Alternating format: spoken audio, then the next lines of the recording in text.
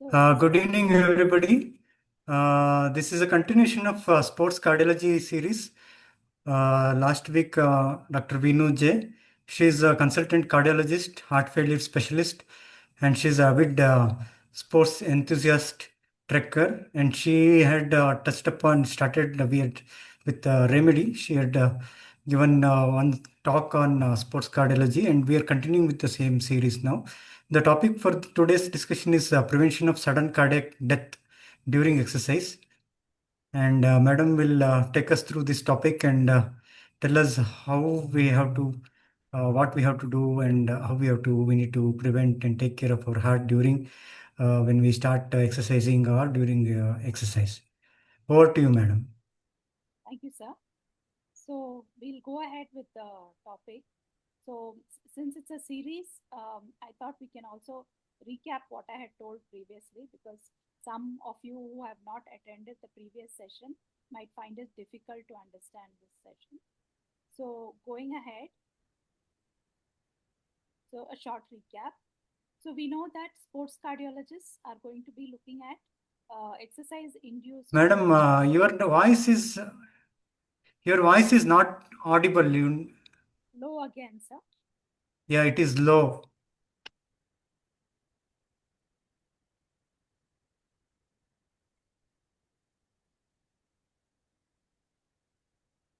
Now is it okay, sir? It is better actually. Now is it okay? But still, it is better, but it is still low. Okay. Shall I just directly talk and see? That would be better, I think. Can you Is it check, better? madam?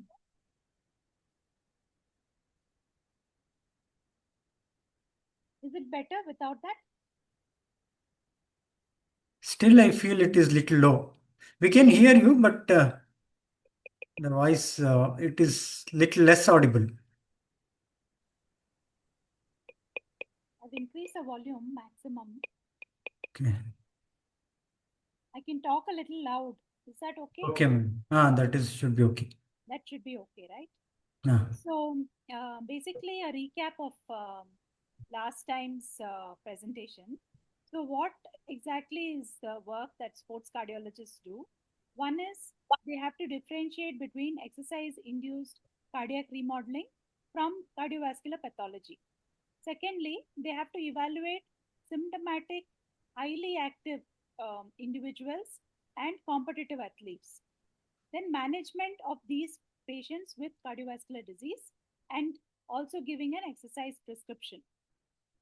So, when we look at patients who are actually exercising, they have a high VO2 max, they have high VO2 heart rate variability, they'll have an increased enlarged LV volume, and also increase in the stroke volume.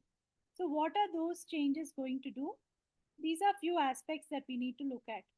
So, we always have to look at what exactly the patient does as part of strength training only, or are they doing endurance training?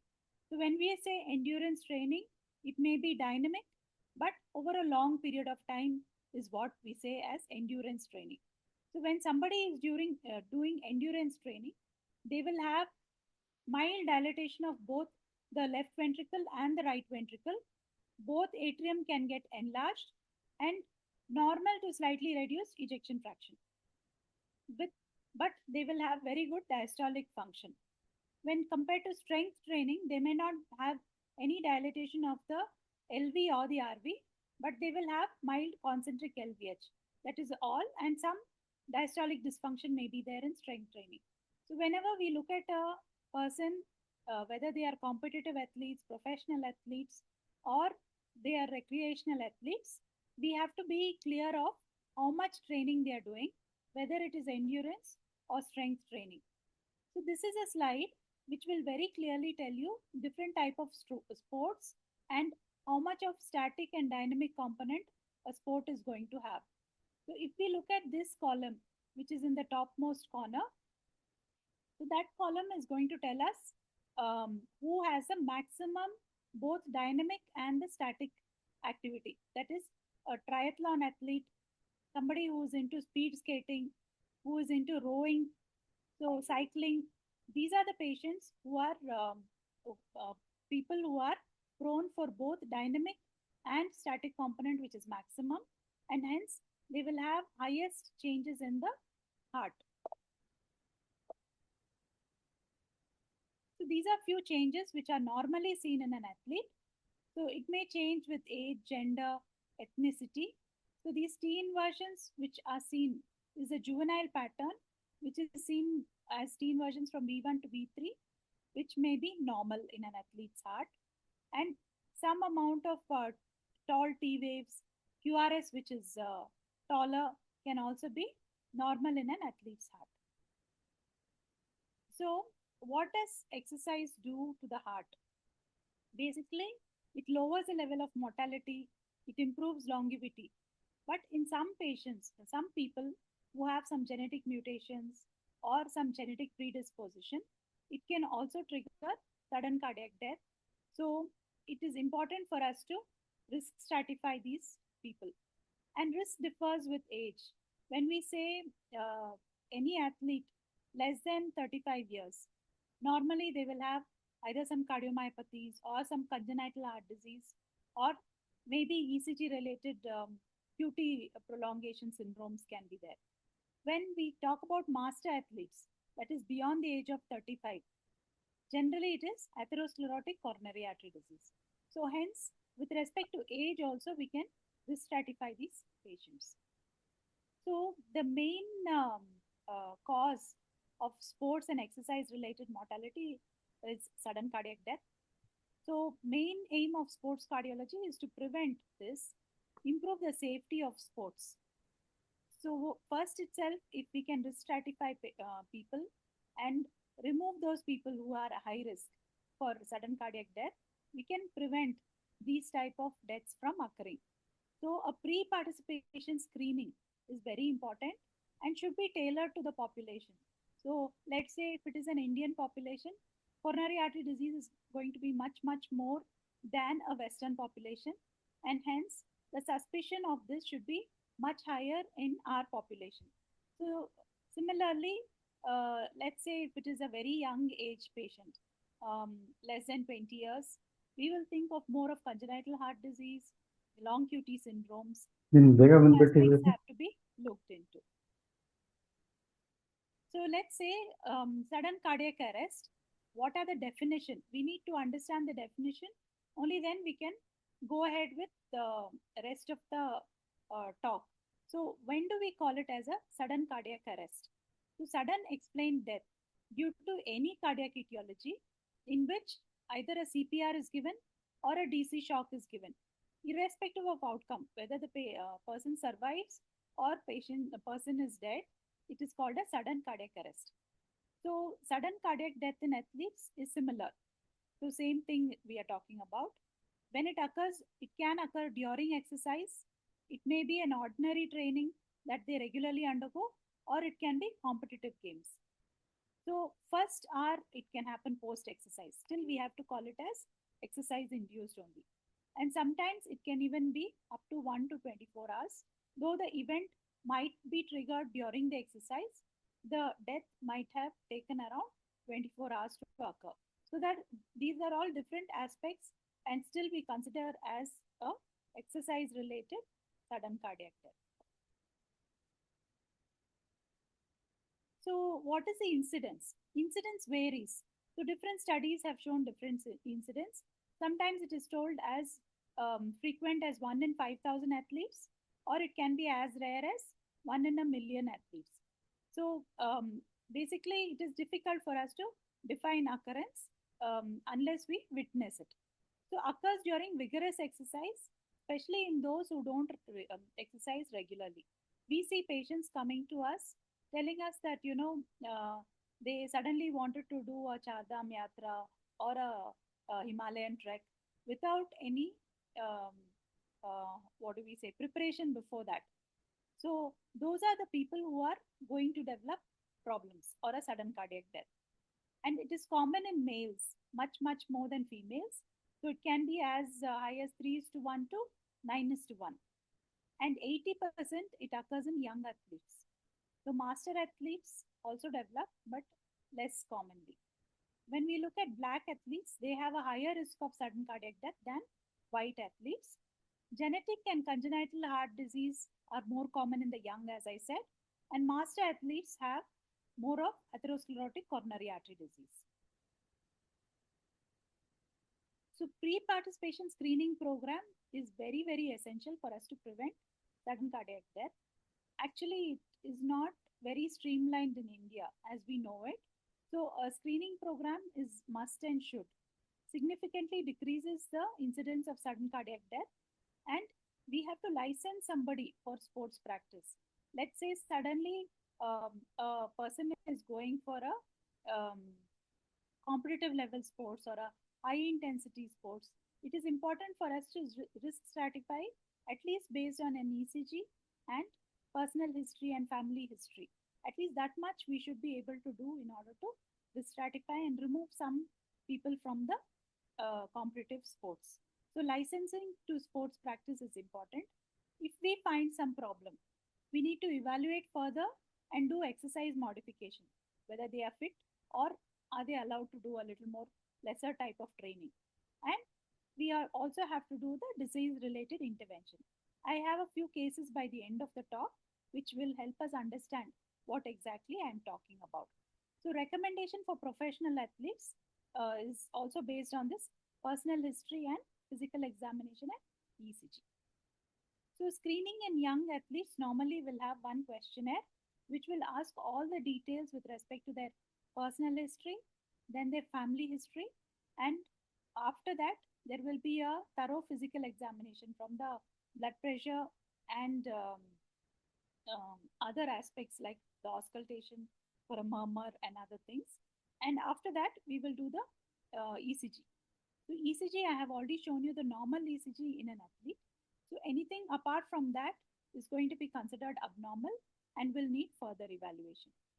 So echo is plus or minus. Even now, there is no evidence to say that routine echocardiography should be done for all people going for athletics as a pre-participation screening. So for pre-participation screening, the only things that are allowed, I mean, as of now, showing evidence is ECG, physical examination, and history. So based on this, we can think of further investigations which are needed. So older athletes or master athletes are those who are more than 35 years. So here, first thing for us to do is a 10-year risk stratification. There are different risk scores that we can use to do the risk stratification. What I normally use is a QRIS score, which is developed by the Joint British Society, which works quite well for the Indian patients. Apart from that, we also have the ASCVD risk score or the ESC systematic risk evaluation, that is a score risk score. So these risk scores we will look at, and we will risk stratify a patient into low risk when the 10-year risk profile is less than 7%, 7 to 20% we can call it as intermediate, and more than 20% as high risk. So intermediate and high risk need to be evaluated further. So let's say next an ECG and echo we are doing. If it is a symptomatic patient, then we have to think of a treadmill test, wherein treadmill or cardiopulmonary exercise testing has to be done to the level of what the athlete does. So normally what we do a treadmill test, we will do only up to 10 megs and a certain 85% of target heart rate.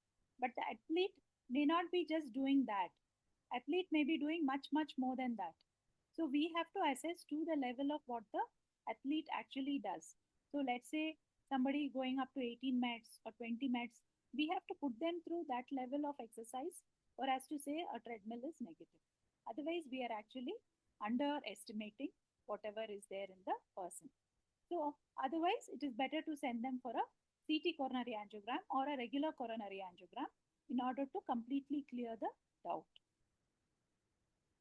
So let's look at some special populations. First one is anomalous origin of coronary arteries. This is one of important cause of sudden cardiac death in athletes, especially when the coronary artery crosses in between the aorta and the pulmonary artery. So When this happens, there is compression of this coronary artery when there is vigorous exercise, and when compression happens, there will be recurrent ischemia of that territory, and that ischemia can lead to ventricular arrhythmias and sudden cardiac death. So, CT angiogram coronary angiogram will definitely help us pick up this anomaly, and cardiac MRI will give us a clear cut idea of how much fibrosis is there, late gadolinium enhancement. So, based on that, we can risk stratify a patient whether they are going to go for a sudden cardiac death or not.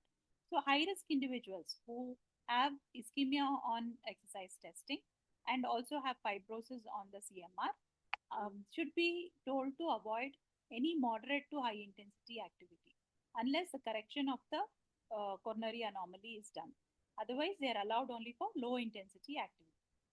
Then, mitral valve prolapse. We know that mitral valve prolapse is quite common, but we should look at certain aspects in a person with mitral valve prolapse. One is we have to do a treadmill test to see if symptoms occur during a treadmill test. 24-hour Holter to look for any arrhythmias. Then cardiac MRI because they are prone for this fibrosis in the infrabasal part of the LV. If that is there, they are prone for arrhythmia and sudden cardiac death. And symptomatic patients with MVP are or any of the high risk features should avoid any form of competitive or recreational sports. So, what are the high risk features? One is T wave inversions in inferior leads. If there is a long QT, if they have both leaflet prolapse with severe mitral regurgitation, or family history of sudden cardiac death, documented arrhythmias, then CMR showing wall fibrosis, or if there is LV dysfunction due to the mitral regurgitation. All these are high risk features. If they have any one of these, we have to tell them that they are not fit for recreational or competitive sports. When we look at hypertrophic cardiomyopathy, these patients are also high risk of sudden cardiac death. So, especially those sports which are like start stop sports like football, basketball, so and highly dynamic sports, they are all highly prone for sudden cardiac death in patients with um, hypertrophic cardiomyopathy. And other aspects we need to see, one is personal history, like they have already had a syncope, then we need to take it seriously, or dizziness, or exertional, they are having dizziness or dyspnea. Second is family history of sudden cardiac death is a very strong indicator that this person also will go for sudden cardiac death. Next one is clinical severity, like if the IVS thickness is more than 30 mm, or LVOT obstruction is more than 30 at rest, or at with Valsalva. These are all high risk features. So any syncope or sudden cardiac thing, they are only allowed for low intensity activity, and they will also need an ICD if in case there is already documented ventricular arrhythmias. So, cardiac MRI will give us the clear cut idea of how much fibrosis is there, and based on that, we can risk stratify the patient as high risk. Some type of mutations are also very much prone for. So, if a genetic testing is done, troponin mutations are high risk for sudden cardiac death, and those patients we have to tell them very clearly they are allowed only for low intensity activity, and ICD has to be put in these patients. Arrhythmogenic cardiomyopathy. So these are regular and high intensity sports. They have very very poor outcome, high risk of sudden cardiac death, and competitive sports also they are very high risk. So they will have ECG on ECG teen versions in V1 to V3, uh, precordial leaves, right-sided precordial. They will have epsilon wave and white QRS complex. So these things, once they have, we have to suspect an ARVD, and Holter will give us an idea of what type of arrhythmias they have. Echo and the cardiac MRI will also give us how much scarring and other aspects. And these patients definitely will need an ICD once they have risk for sudden cardiac death or documented sudden cardiac death, and they are only allowed for low intensity activity. Dilated cardiomyopathy. So, this is a population which we will see quite commonly, and only those who are asymptomatic with low risk criteria can be allowed. So, what are the low risk criteria? One is EF has to be at least 45%, 45 to 50%, and they should have absence of frequent or any complex ventricular arrhythmias on a Holter monitoring or exercise testing. Then the MR should not show any features of late gadolinium enhancement or fibrosis. So they should also have an ability to increase their EF by 10-15% on doing exercise. And there should not be any of these high risk mutations like lamin A or filamin C. So only after these criteria are clear, we can allow them for moderate to high intensity exercise activity. When we look at myocarditis, any acute myocarditis, so someone develops a dengue and develops myocarditis, and they come to us for an exercise prescription. Can I get back to running? So we should be clear in the acute phase. Definitely, they can't go for any form of um, moderate to high intensity activity. They are only allowed for low intensity. Once they are asymptomatic, in the sense the myocarditis has healed, we have to look at biomarkers whether they are normal, troponin I and NT-proBNP. So those biomarkers should be normal. Then they should have a normal LV and an RV function, and the CMR should not have any fibrosis, no arrhythmias on exercise. Only then they can be allowed for high intensity activity. Many a times we don't look at patients in so much detail and we allow them, and they can have a sudden cardiac death. When there is pre-excitation and supraventricular tachycardia, SCD is a risk, especially because pre-excitation can precipitate ventricular tachycardia. So symptomatic patients need medication or an RF ablation. So after RF ablation, we can put them to stress. See if there is no further arrhythmia, we can allow them for um, uh, um, competitive sports. Asymptomatic patients, we can do a electrophysiological study, trigger and see. If there is no arrhythmias, we can. Long QT syndromes and Brugada syndrome, we'll have to give them medication and an ICD, and they are generally not allowed for high intensity sports.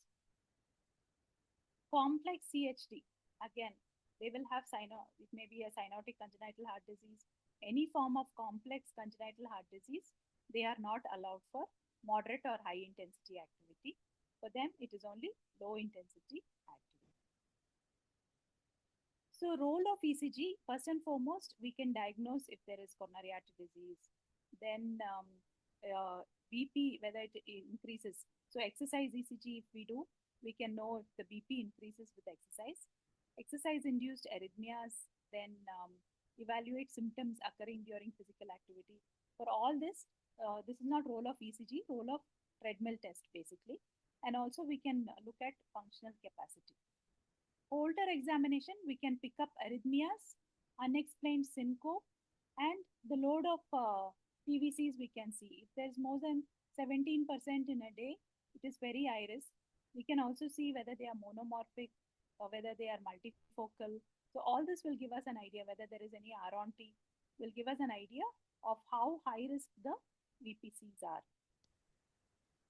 Imaging, we need a CT coronary angiogram or a regular coronary angiogram to rule out coronary artery disease, and a cardiac MRI to basically rule out any late gadolinium enhancement and fibrosis. So these are all the things that we need in order to suggest if somebody can go for a high intensity activity or not, based on abnormalities in pre-participation screening. So, positive family history, what do we mean by that?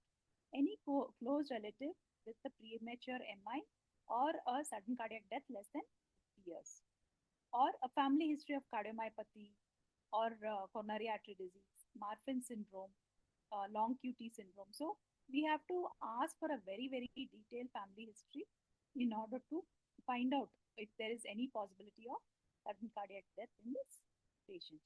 When we look at personal history, any syncope or pre-syncope, many times the a person may underplay these complaints, telling I was exhausted, I had not had enough water, I was dehydrated.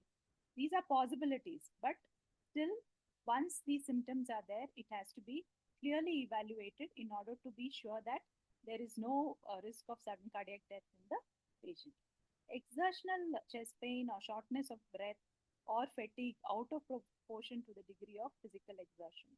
So, let's say somebody who's used to running 10 kilometers every day suddenly has complaints, even though they have done only 5 kilometers, means there is some new development that has happened which needs to be evaluated.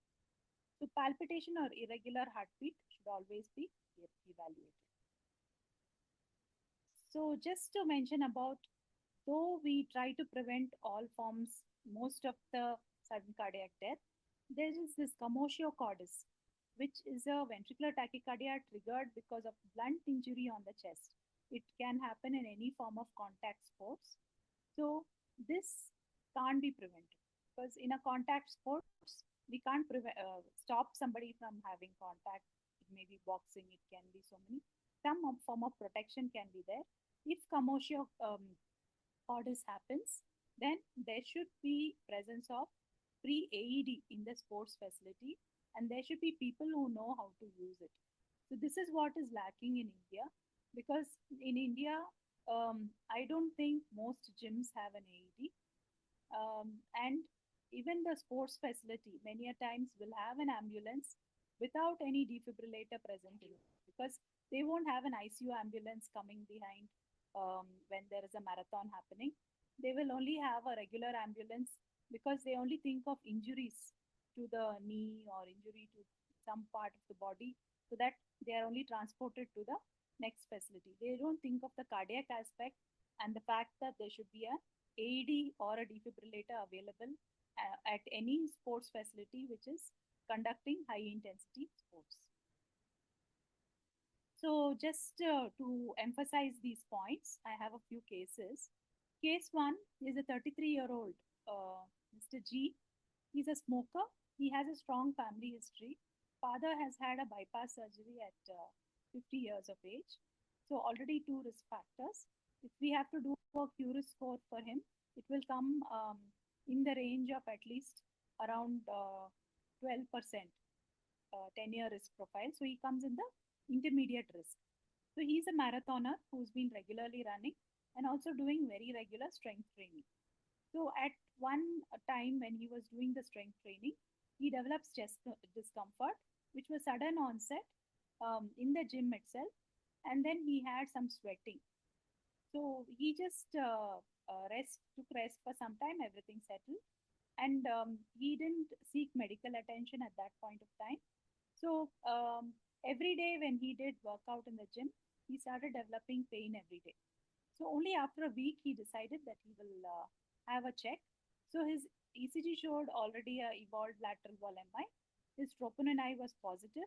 Echo showed lateral wall hypokinesia, but EF was good, around 50.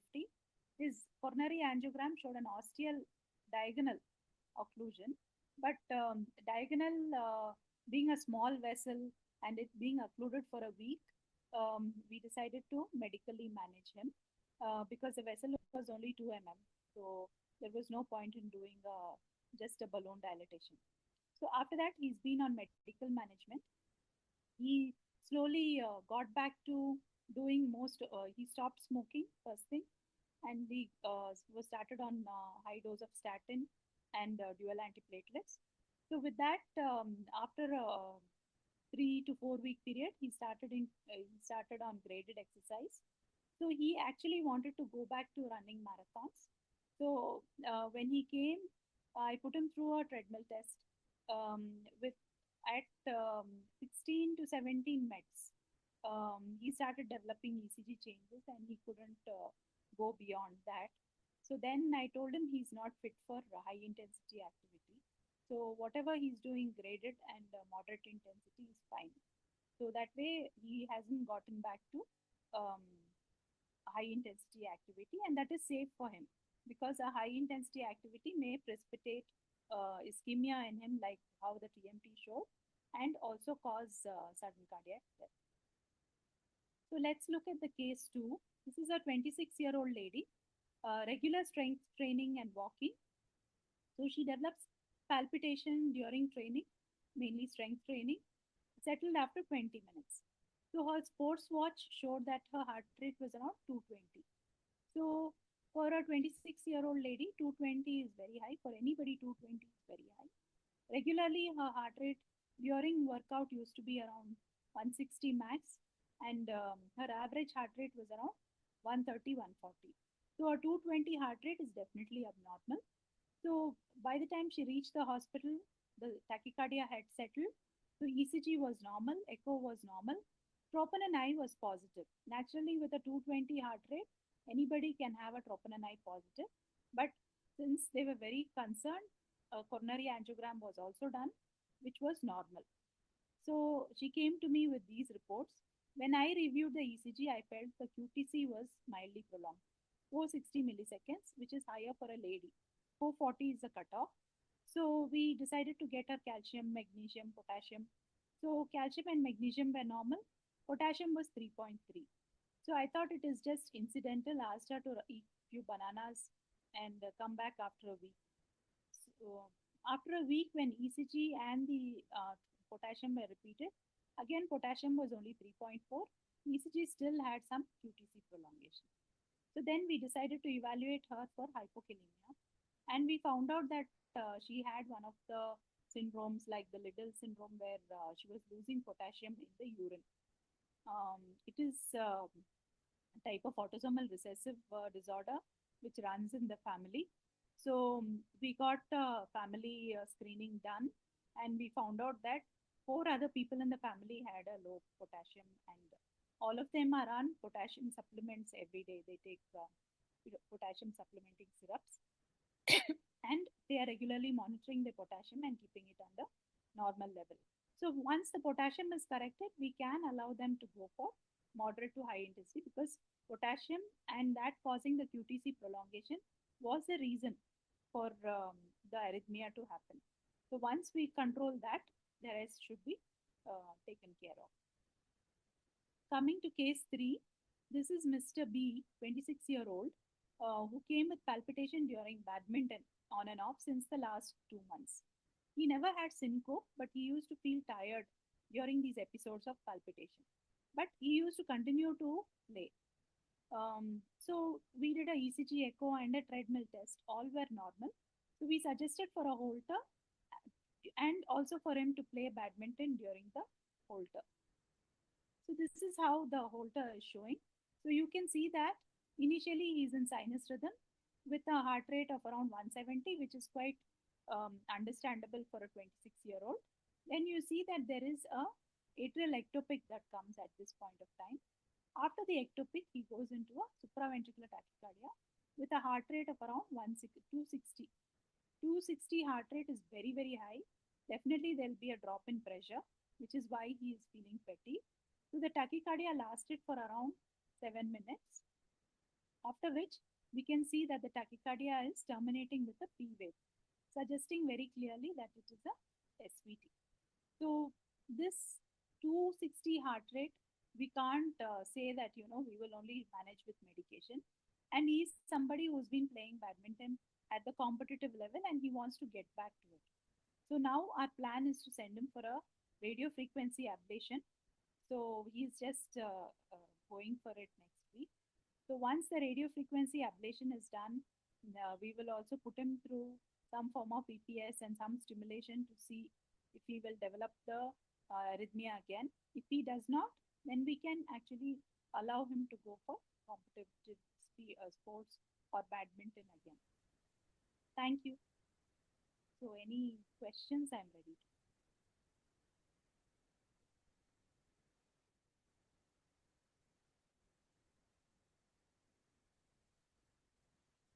Thank you, Dr. Vinu. You have extensively covered the topic, and your cases gave us an insight how we need to look at approach a patient or any person who comes with symptoms or complaints or something related to exercise.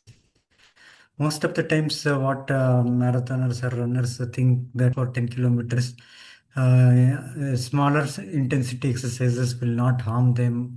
Something like that will be there in their mind, and they brush it off the symptoms as gastritis or and they don't seek medical attention in time. So very well explained, and you concised everything in this talk. And madam, is can take any questions.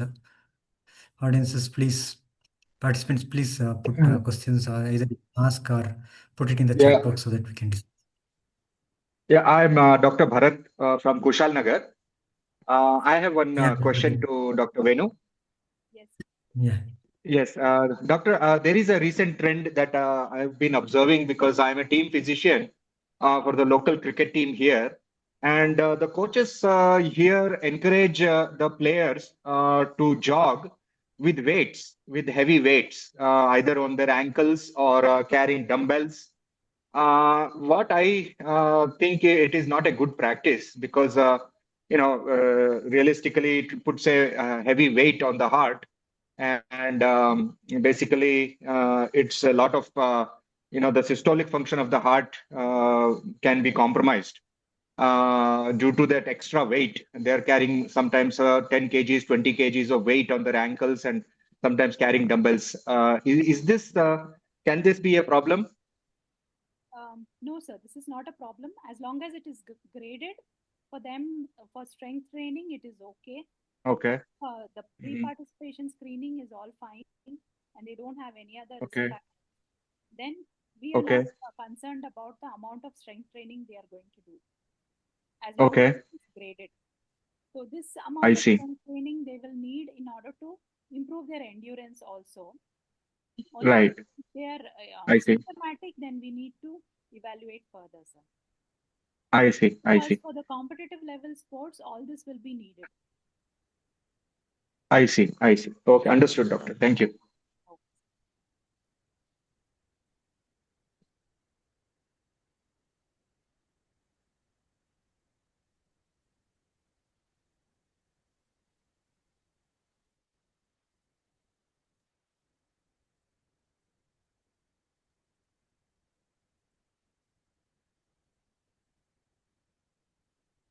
Any other queries?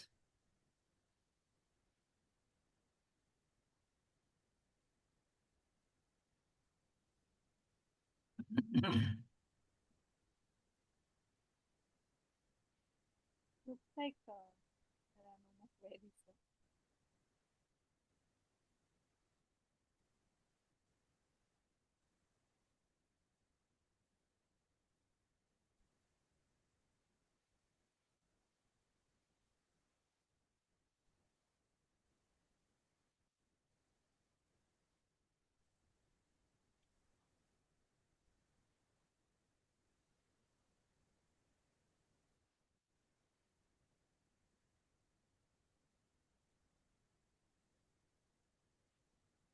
Nothing,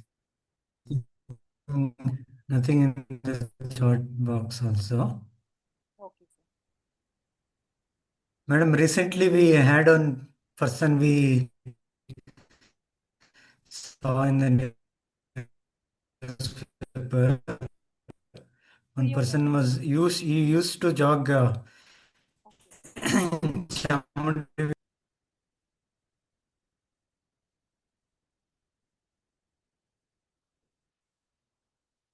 I think sir's connection is gone.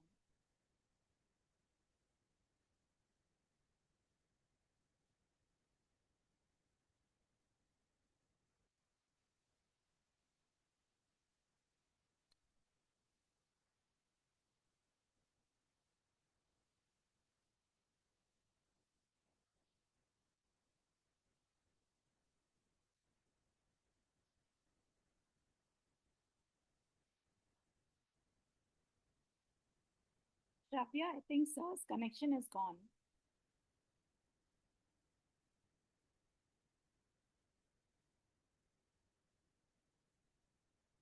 Shravya?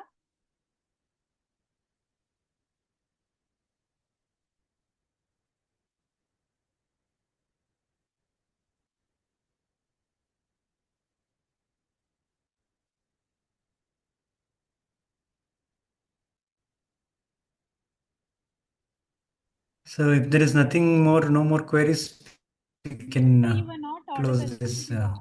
Sir? Thank you, Dr. Hardik, Vinu. okay, sir. Fine. Yeah, disconnected. Yeah. Yeah. So if there are no queries, Yes, can we close this? sir. Okay. Thank you, sir. Thank you, madam. Let's continue with the next series. Thank you Yes. very much.